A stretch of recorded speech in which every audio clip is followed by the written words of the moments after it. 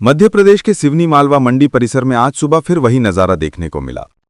किसान सुबह 4 बजे से ही लाइन में लगना शुरू हो गए। डीएपी खाद लेने के लिए किसानों की लंबी लंबी कतारें मंडी के बाहर लगी रहीं। लेकिन इस बार भी सरकार की व्यवस्था पूरी तरह नाकाम साबित हुई।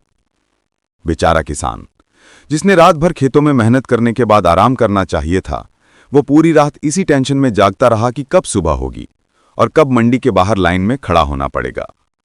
सुबह 4 बजे से ही सैकड़ों किसान मंडी गेट पर पहुंच गए और सुबह 9 बजे तक हजारों किसान पहुंच गए, लेकिन वहां न तो कोई पुख्ता व्यवस्था दिखी और न ही प्रशासन की मौजूदगी। नतीजा ये हुआ कि किसानों के बीच धक्का मुक्की शुरू हो गई। किसानों का कहना है कि अगर खाद का वितरण सही तरीके से यानी सोसाइटी से और तय क्रम में किया जाता तो हालात ऐसे नहीं बिगड़ते।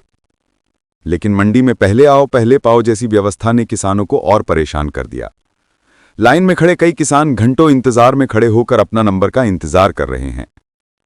लोगों का आरोप है कि सरकार और प्रशासन सिर्फ आश्वासन देते हैं, लेकिन जमीनी स्तर पर कोई ठोस कदम नहीं उठाया जाता। सवाल यह है कि आखिर कब तक किसान खाद की लाइन में धक्के खाते रहेंगे? कब तक रात भर जागकर किसान अपने हक के लिए तरसते रहेंगे? और कब तक सरकार इस अव्यवस्था को नजरअंदाज करती रहेगी? किसान मांग कर रहे हैं कि खाद का वितरण सोसाइटी स्तर पर किया जाए, जहां हर किसान को नाम और पर्ची के आधार पर खाद मिले। लेकिन अभी तक ऐसा कोई ठोस कदम नहीं उठाया गया।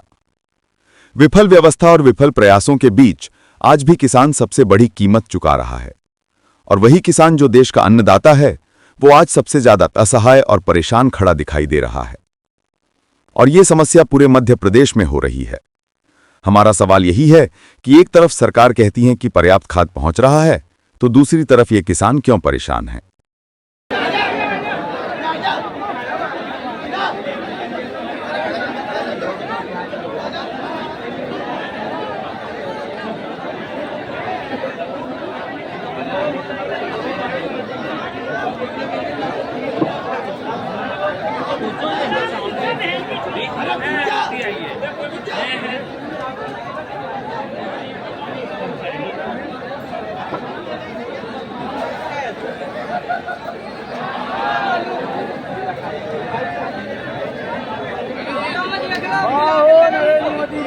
धन्य हो भारत माता की जय।